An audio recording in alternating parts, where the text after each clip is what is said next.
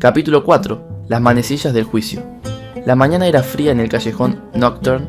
En el taller de Lior, un silencio tenso llenaba el aire mientras Elara, Lior y Cassandra Flint examinaban el fragmento que quedaba de la caja de arenas eternas.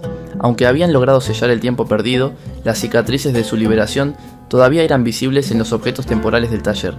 Los relojes no marcaban la hora correcta, los giratiempos parpadeaban intermitentemente y las runas en las paredes parecían cambiar de forma. «Esto no es sostenible», dijo Cassandra con severidad, rompiendo el silencio. «El desequilibrio temporal sigue propagándose. Si no actuamos pronto, esta línea temporal podría empezar a fracturarse». Lior, sentado en su viejo sillón, asintió con un gesto cansado. «Elara, dime, ¿notaste algo más durante tu tiempo en el fragmento perdido?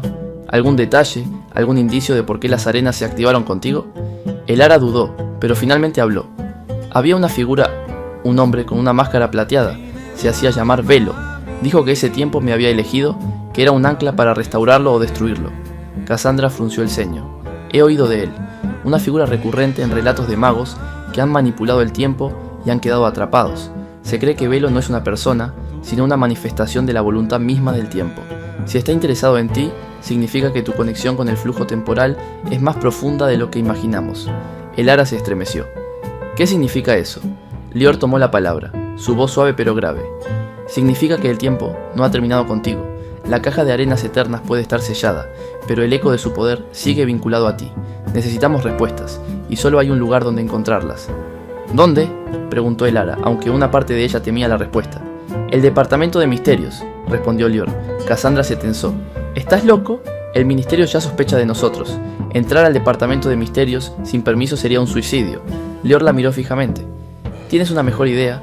Si no descubrimos por qué el tiempo la eligió, podríamos enfrentarnos a algo mucho peor que un juicio del ministerio». Después de una discusión acalorada, los tres decidieron actuar. Esa noche, bajo la protección de hechizos desilusionadores, se infiltraron en el Ministerio de Magia. Elara sintió su corazón latir con fuerza mientras caminaban por los pasillos desiertos, siguiendo a Cassandra, quien conocía el camino hacia el departamento de misterios.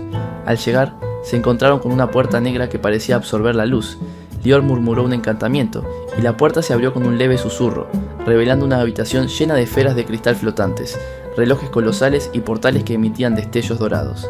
Era el Salón del Tiempo.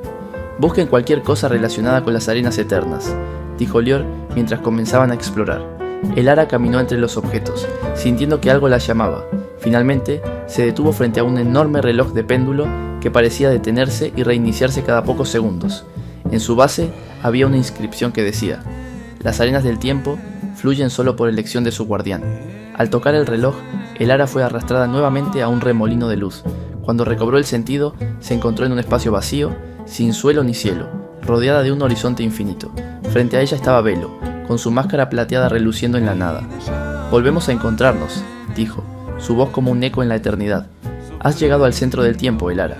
Aquí se decide el destino de las líneas temporales». «¿Por qué yo?», preguntó Elara, su voz temblando.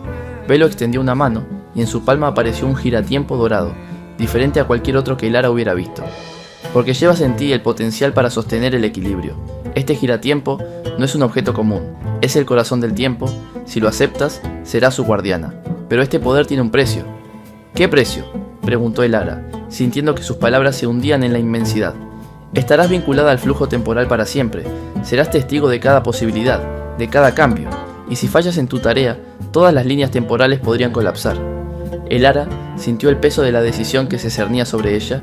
Sabía que no podía retroceder. Con un último respiro, tomó el giratiempo del corazón del tiempo. Al instante, la nada a su alrededor se desvaneció, y regresó al Salón del Tiempo, donde Lior y Cassandra la esperaban, sus rostros llenos de preocupación. «¿Qué ocurrió?», preguntó Lior. Elara mostró el giratiempo, que brillaba con una luz cegadora. «Soy la guardiana del tiempo ahora», dijo, su voz firme, «y tenemos trabajo que hacer». Mientras el reloj de péndulo resonaba en el Salón del Tiempo, los tres supieron que su lucha estaba lejos de terminar. Elara había aceptado su destino, pero las pruebas apenas estaban comenzando.